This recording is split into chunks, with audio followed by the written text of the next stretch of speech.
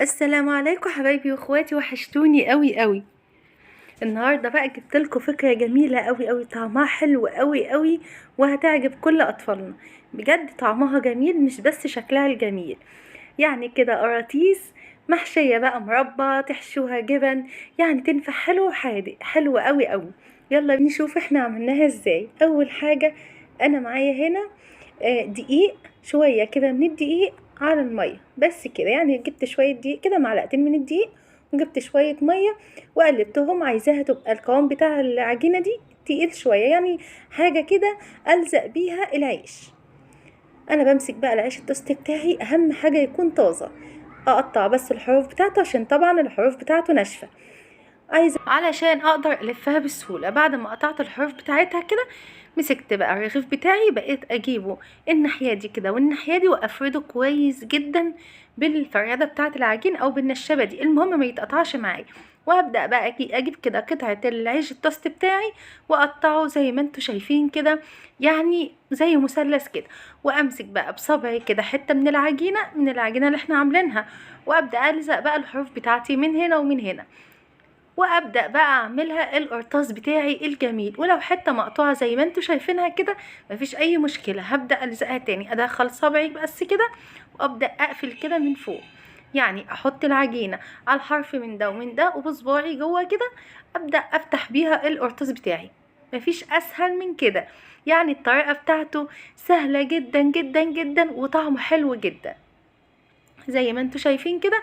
ببدأ كده بصبعي اعوص من الناحيه دي كويس جدا، ومن الناحيه دي كويس، وبمسك كده الحرف بتاع التوست بتاعي، وبمسك اضم الحرفين على بعض واتك عليهم كويس جدا عشان يلزقوا معايا. وهيلزقوا هما بكل سهوله. اهم حاجه نعدل كده القرطاس بتاعنا بايدينا، وزي ما انتوا شايفين بصوا بقى الجمال ده، جميل جدا، حلو جدا جدا، وكمان ما بياخدش وقت معانا، وحاجة كده نفرح بيها اولادنا، وحاجة كده تنويع في الاكل ياخدوها بقى معاهم. ممكن كمان نحشيها اي حاجة تانية غير المربى، وياخدوها بقى معاهم الحضانة المدرسة زي ما يحبوا.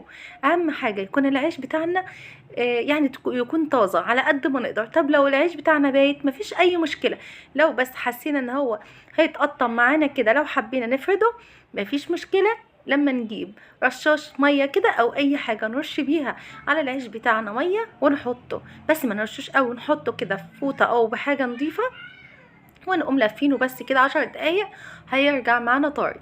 ونرجع بقى نعمل زي ما احنا عاملينه كده بصوابعنا شمال ويمين، ونضمه كده زي القرطاس.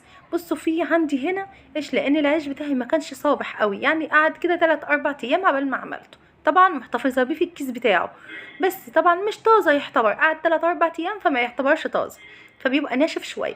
هو بقى لو طازه هيبقى اللف بتاعه اسهل من كده بكتير. وطبعا العيش هنعمله مع بعض كده ان شاء الله التوست ده، لانه سهل جدا جدا وطعمه حلو جدا.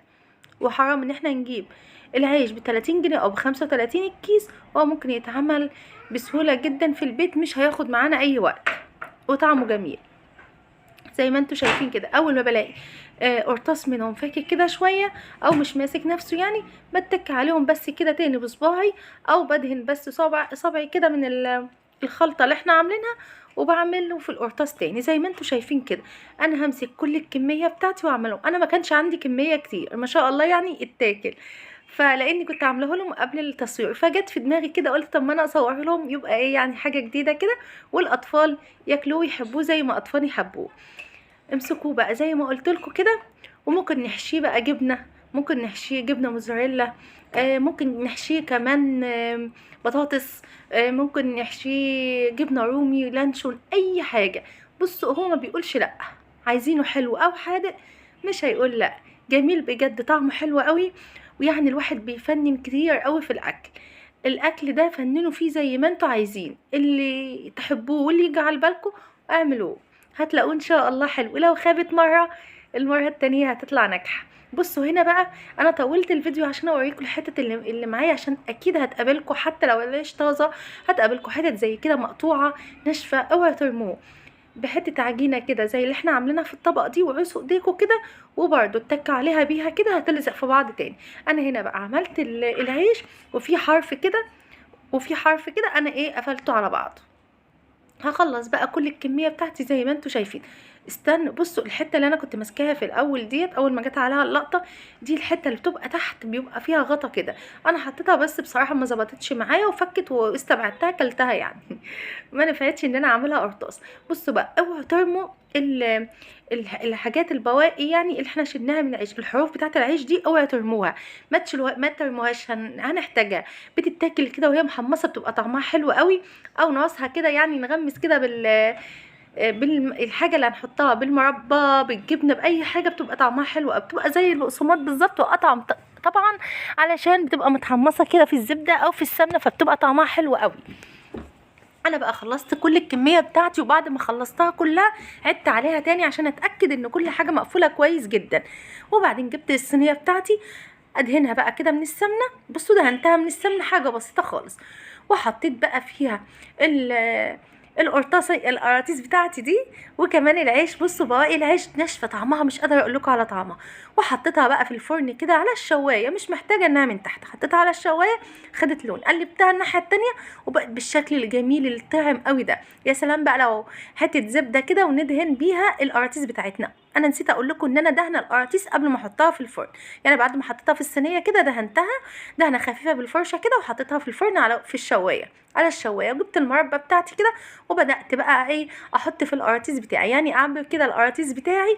كانت طعمها بجد يعني على بق واحد كده، وكانت طعمها جميل جدا، هيعجبكم بجد. تقدروا بقى تحطوا اي حشو يعجبكم. بعد ما رصيتها بقى رصه حلوه كده، جبت حته من الشوكولاته وحطيتها في كيس وفتحت لها فتحه صغيره خالص، وبدات بقى احط كده يعني ارش عليها كده تبقى تديها طعم حلو قوي. وطبعا ممكن نحشيها كمان شوكولاته، ممكن نحشيها اي حشو زي ما قلت لكم، اي حاجه موجوده عندكم تقدروا تحشيها بيها، هتعجبكم قوي وطعمها حلو وجديد. وكمان يعني ممكن لو عندنا ضيوف نعملها تجديد ونعملها كده حاجه تغيير.